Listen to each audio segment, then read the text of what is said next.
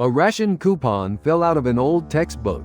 Lee Bong-jin opened a worn Korean language textbook. An old book. The cover was half torn away. The pages inside had yellowed. Something slipped out from between them. A small piece of paper. He picked it up. A ration coupon. A name was written on it. Lee Seong-jun. And a date. 20 years ago. He went still. Lee Seong-jun. He knew that name. 20 years ago that boy had been in his class. And 20 years ago that boy had disappeared. Lee Bong-jin was 42 years old. An elementary school teacher.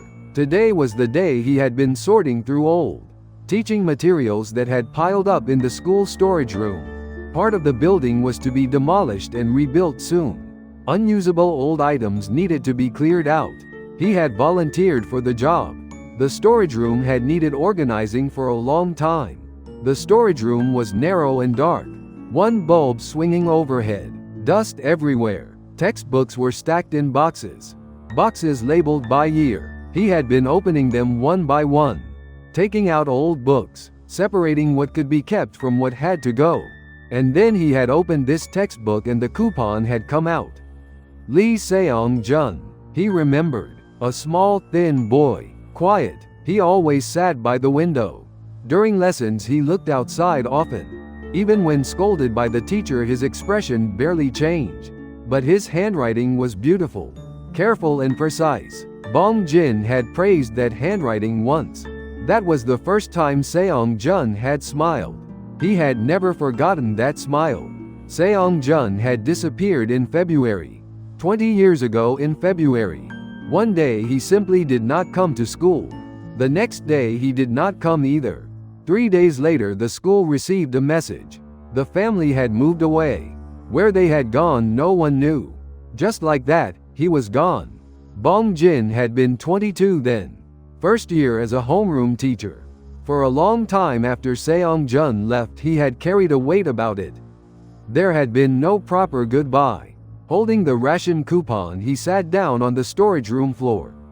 Dust rose around him. The coupon was worn but the writing was still readable. Below the name there was a number. And in one small corner something had been written in tiny handwriting. It was too small to make out clearly. He carried it closer to the overhead bulb. Faint. Numbers. 3 digits. And below that one word. Teacher. His eyes burned. Seong-jun had put this ration coupon inside the textbook 20 years ago, and for 20 years no one had opened it. He carried the coupon out of the storage room. He walked to a classroom. There were no lessons at this hour. He sat by the window. The seat by the window where Seong-jun used to sit. Different children sat there now.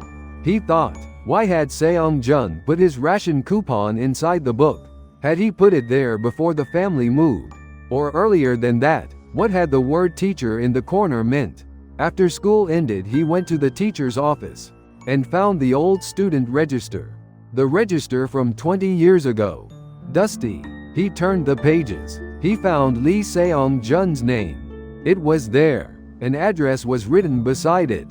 A long out-of-date address. But he copied it into his notebook. On the way home he walked through that alley. The alley of the address. Old houses one after another.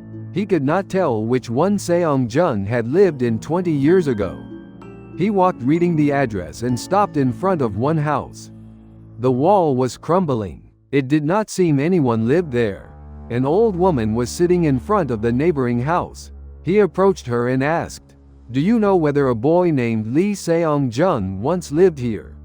She looked at him. Then she said, "Yes, I know him. Seong-jun. He lived there. He said 20 years ago I was told the family moved away. Do you happen to know where they went?" She said they did not move. He went still. She said one night that family just left, without much of their belongings. Nobody knew where they went. There was a lot of talk. Some said they went toward the border. Some said they fled to relatives somewhere. He said how old was Seong-jun at the time. She said he must have been around 12. A small child. He liked books, always carrying a book around. He thanked her and turned to go. He walked and thought, if the family had left suddenly that night, Then Seong-jun would have known beforehand. Children know, even when adults do not say anything. Through the mood in the house, through the expressions on their faces, Seong-jun would have known. And he would have put his ration coupon inside the textbook, and in the corner he would have written that one word, teacher. That was the only goodbye Seong-jun had been able to give. His footsteps slowed. 20 years ago that boy had said goodbye. Bong-jin simply had not known. He came home. He set out a meal. He did not eat. He placed the ration coupon on the table and looked at it for a long time. 3 digits and the word teacher. A goodbye that had waited 20 years. He had no way of knowing where Seong-jun was now. The 12-year-old boy would be 32 by now. Living somewhere. He hoped he was living well. Would you have tried to find out where that child had gone? Or kept the ration coupon close and let that be enough? He folded the coupon and placed it inside his notebook, right beside the address he had copied from the student register. The two of them side by side. A name, an address, and a ration coupon. A boy who had sat by the window and looked outside 20 years ago. His handwriting could still be read. Teacher. To teach was to remember. Wherever that child was now. The words that child had written had held on for 20 years and reached Bong-jin's hands today. For some things that was enough. The afternoon of March 15th. Wind came through outside. Bong-jin still needed to finish clearing the storage room tomorrow. There were still boxes left. What else might be inside them he could not know. If this story stayed with you, the next one begins here too.